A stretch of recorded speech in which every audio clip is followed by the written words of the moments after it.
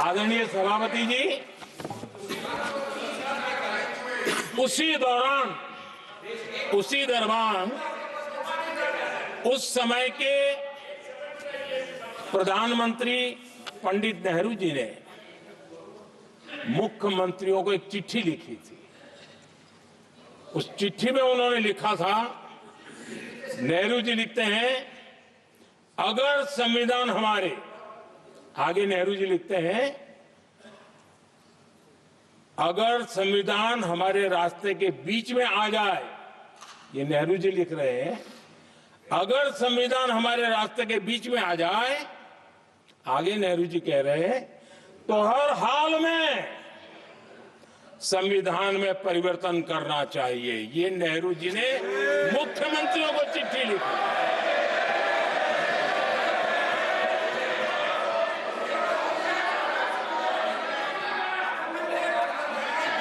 और आदरणीय सभापति जी, ये भी देखिए, 1951 में ये पाप किया गया, लेकिन देश चुप नहीं था। उस समय राष्ट्रपति डॉक्टर राजेंद्र प्रसाद जी ने चेताया, ये गलत हो रहा है।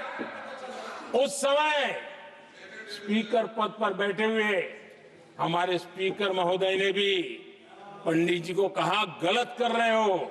इतना ही नहीं, आचार्य कृपलानी जी, जयप्रकाश नारायण जैसे महान कांग्रेसी लोगों ने भी पंडित नेहरू ने कहा कि ये रोको, लेकिन पंडित जी का अपना संविधान चलता था और इसलिए उन्होंने इतने वरिष्ठ महानुभावों की सलाह मानी नहीं और उसे भी उन्होंने दरकिनार कर दिया। और आदरणीय सभापति जी, ये संविधान संशोधन करने का ऐसा खून कांग्रेस के मुंह लग गया कि समय समय पर वो संविधान का शिकार करती रही। ये खून मुंह पे लग गया। इतना ही नहीं, संविधान के स्पिरिट को लहू लहान करती रही।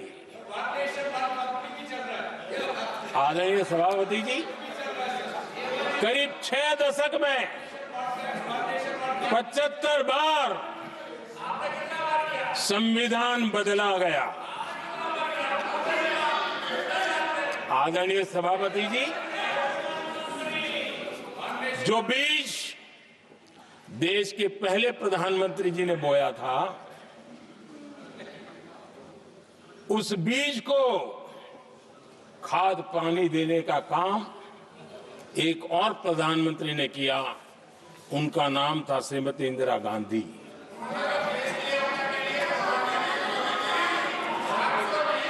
जो पाप पहले प्रधानमंत्री करके गए और जो खून लग गया था 1971 में, सुप्रीम कोर्ट का एक फैसला आया था। उस सुप्रीम कोर्ट के फैसले को संविधान बदल करके पलट दिया गया और 71 में ये संविधान संशोधन किया गया था। और क्या था, उन्होंने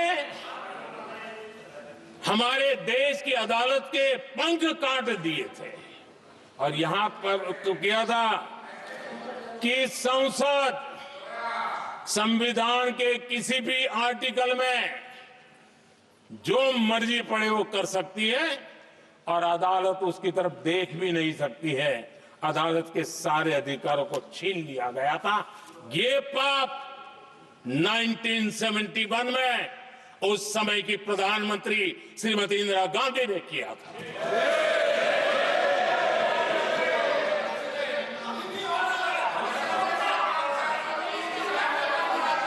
और इस परिवर्तन ने इंदिरा जी की सरकार को मौलिक अधिकारों को छीनने का और न्यायपालिका पर नियंत्रण करने का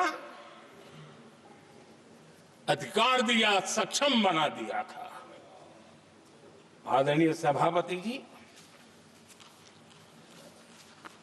खून मुंह पे लग गया था, कोई रोकने वाला था नहीं। और इसलिए जब इंदिरा जी के चुनाव को गैर रीति के कारण, असंवैधानिक तरीके से चुनाव लड़ने के कारण अदालत ने उनके चुनाव को खारिज कर दिया और उनको एमपी पद छोड़ने की नौबत आई, तो उन्होंने गुस्से में आकर के देश पर इमरजेंसी थोप दी, आपातकाल लगा दिया अपनी कुर्सी बचाने के लिए। और उसके बाद इतना ही नहीं, उन्होंने इमरजेंसी तो लगाई, संविधान का दुरुपयोग तो किया ही किया, भारत के लोकतंत्र का गला तो घोंट ही दिया। लेकिन 1975 में 39वां संशोधन किया